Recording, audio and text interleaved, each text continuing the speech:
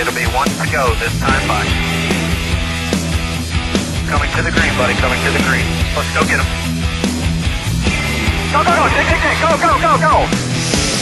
Get your motor running. Head out on the highway. Jeff Gluck from NASCAR Scene. I'm back behind the cameras. You can't see me, but talking about people that have been released from teams, Stevie Reeves is one of those that just got released. Is that somebody that you could consider to bring over? Yeah, we've actually talked to Stevie. So, you know, we've had a lot of discussions in the last couple of weeks with a lot of people that those guys were in shock because they, you know, haven't anticipated they would be people that might be in that position. So there's a lot of guys out there right now that you wouldn't expect to be looking for jobs that are looking for jobs right now. Dustin Long, Landmark Newspapers. Tony, with your championship experience, looking at a guy like Carl Edwards, he's had some ups and downs in this chase. Certainly with Kansas, with the bonsai move that nearly won it, that nearly cost him a lot of points. Talladega, the mistake he talks about with the incident. Charlotte Harvick situation, now winning 2 races in a row. Can you afford to be up and down that much in the chase to win a championship? And does he still have a little bit more to go to get to that? Because some people would look at that's really kind of bouncing around a lot from highs and lows in a short period.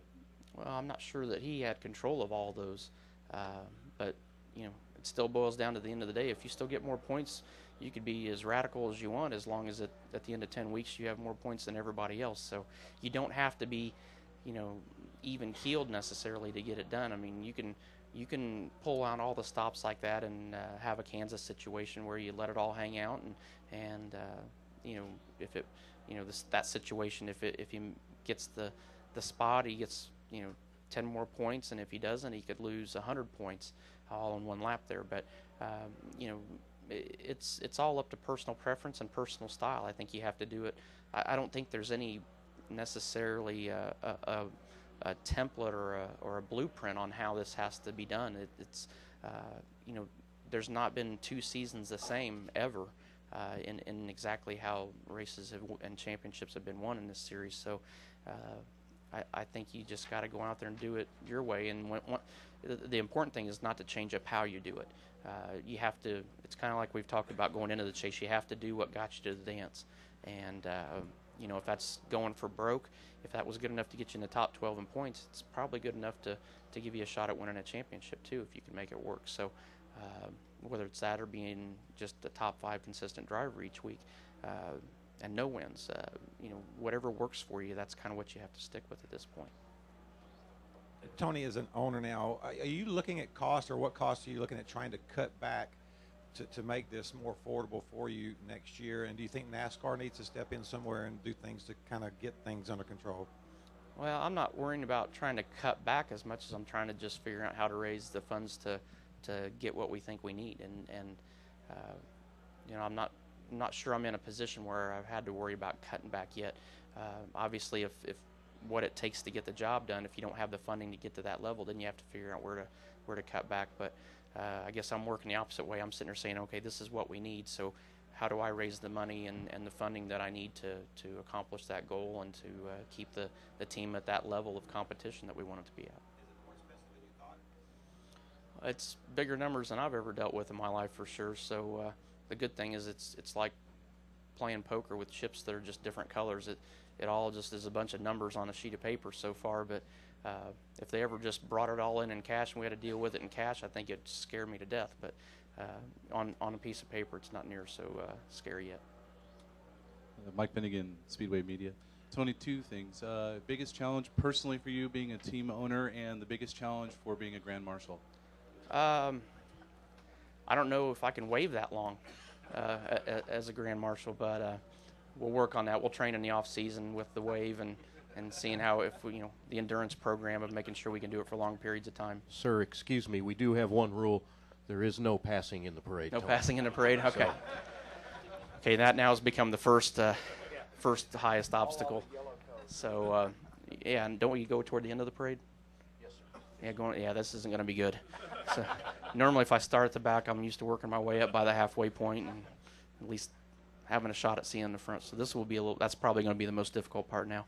As a team owner, it's just organizing the right people to put in the right positions, and like we've said all along, I mean, that's what I've learned from Joe Gibbs, is that's the key to making these organizations successful, is finding and hiring the right people to do the right jobs and letting them do their jobs. So, getting Ryan's second crew chief and getting a competition director signed today, if I can get those contracts signed by the time we leave the racetrack today, I'll be extremely happy, because that helps me with the rest of the system and let those guys hire the right people for the right jobs and below us.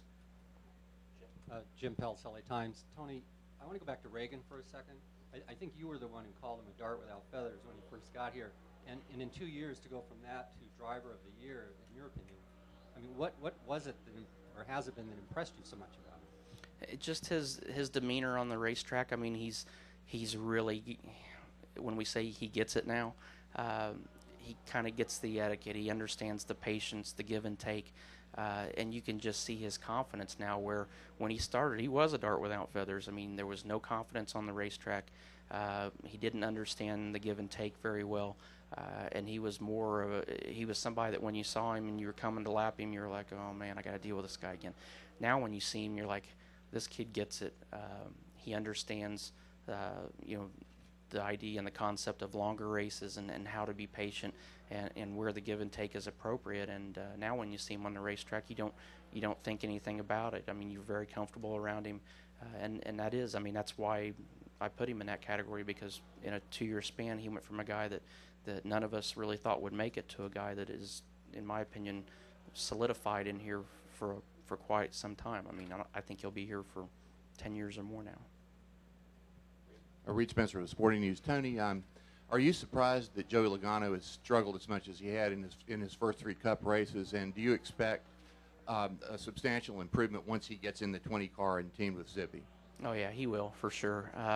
Obviously it's something new. It's a group of guys that don't normally work together on a Cup car. I mean, that's a team that Gibbs has had to put together to try to get Joey some seat time for next year, and I'm glad they've done that. Obviously they haven't seen the results that they want, but we all know that Joey's better than that, and that once he gets in the 20 car, that'll remedy itself. Any other questions, either for Tony? Oh, yeah, Dustin. Tony, one other question is, leadership can come in a lot of different forms, and as a car owner now, in your role in the sport, in these economic times and some questions and concerns, when you look at what NASCAR is doing, do you get a sense that you're being provided enough leadership, or they're providing enough, that there would be some who would question, in part because maybe Brian doesn't show up as much to the racetrack, that he's not doing as much, or there's a gap there that maybe you and the teams are kind of needing a little bit more guidance or some help with in some situations? Well, I think it's a little early for me to be able to break that apart and say yes or no, or I think maybe this time next year, maybe I might have a better answer for you on that. But I haven't even made it to the part where I've been to the racetrack as a car owner yet. So I think it's a little early for me to understand that side fully, and to give an accurate answer until I get in that position firsthand and get some races under our belt to see what that's like. But I've always felt like as the years have gone on, that I've seen leadership in NASCAR that has impressed me from a sanctioning body standpoint. So you look at all the other series that are out there. I think NASCAR has done a great job up to this point. Any other questions? All right, on behalf of Tony, on behalf of Dave Tilson and John Junker of the Fiesta Bowl, thank you very much. We appreciate your time and look forward to a great weekend. Guys, we'll keep you right there for a couple photo ops for our still guys, and we'll be good to go. Thanks again, everyone.